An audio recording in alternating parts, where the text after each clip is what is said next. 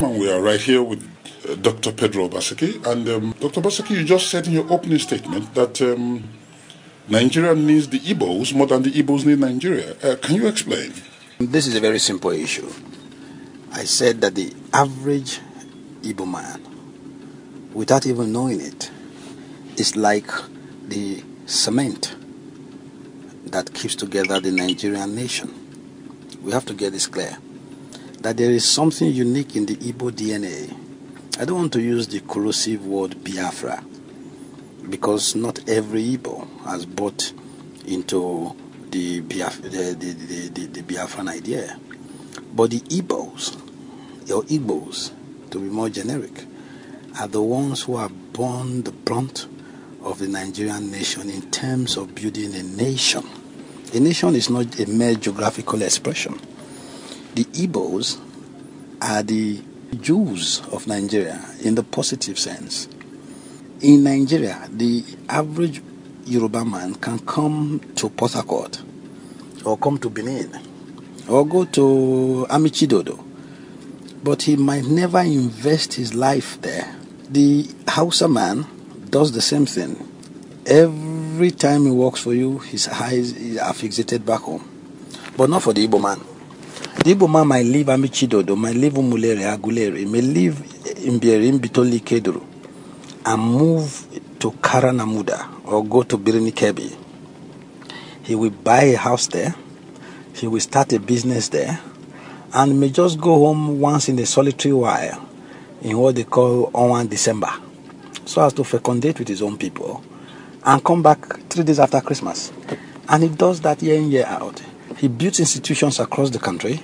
He invests in shops, in trade and commerce to the farthest nooks and crannies of Nigeria, whether the person is in Pangshin or in Shendan, whether the person is in Kontagora. If he's an Igbo man, he will invest.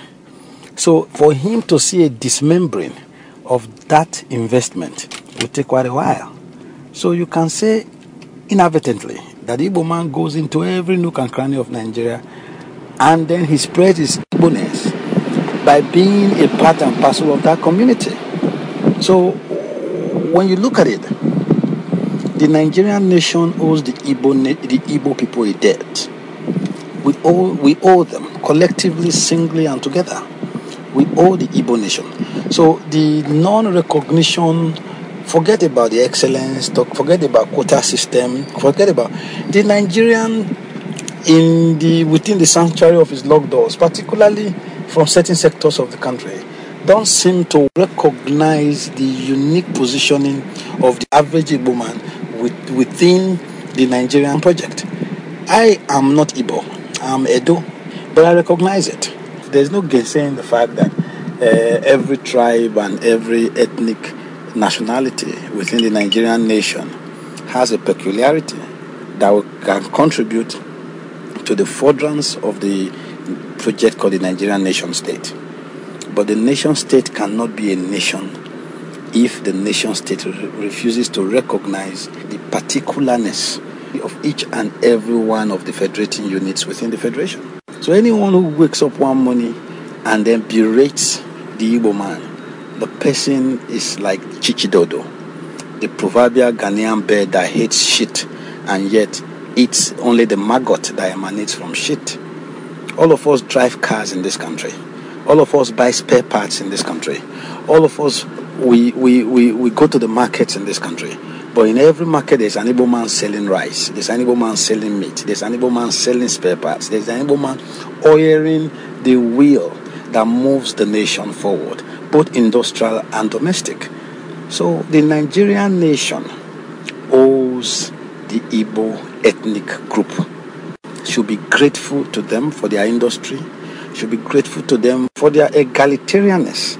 The Igbo man recognizes that only one thing has value, and that is the currency. The currency does not recognize tribe, religion, or anything. It just has only value, because the value of 10 naira in the pocket of a Hausa man is exactly the same value of that same naira in the pocket of a Bini or Yoruba or an Igbo man. Now, because that is a unifying factor among the Igbos, They have used it to create businesses, employ people, much more than any single ethnic tribe within the Nigerian nation state. Not to recognize that is a travesty. And I say that, challenge me anytime and I will tell you. I'm not looking at the Kanos, I'm not looking at the personalities. I am looking at the Igbo nation as the singularly most important fabric that constitutes the Nigerian nation. Thank you.